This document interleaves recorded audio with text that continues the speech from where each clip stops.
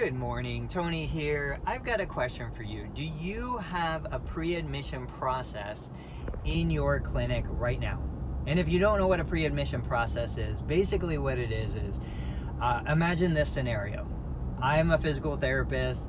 I'm coming into my clinic first thing in the morning. I'm looking at my schedule. I've got a 10 a.m. eval on the schedule.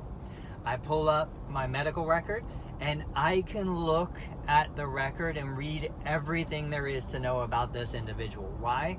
Because somebody either earlier this morning or last night called this individual, went through a 20-minute telephone interview to collect all of the information that I need to complete my initial evaluation.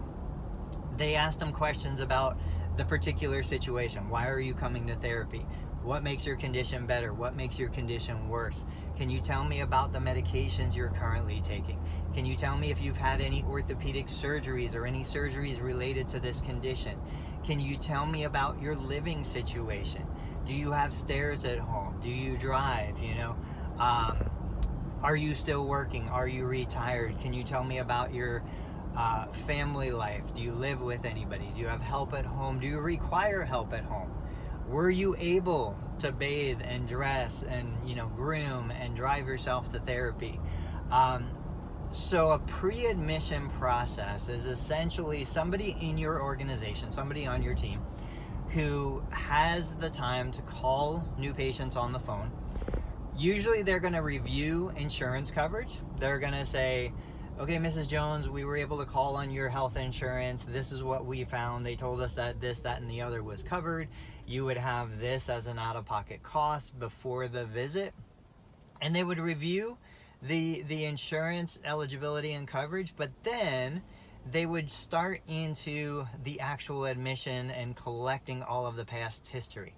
Now, even better than that, not only do they collect that information, but they enter it into the medical record for you. So that when you walk into the clinic, before you meet this patient for the first time, you've read and reviewed the entire case history. It's almost to the point where you feel like you know this individual before they've come in to see you. Not only that, the patient has a sense of trust and understanding of the practice you work for, the company culture, what to expect from the first session.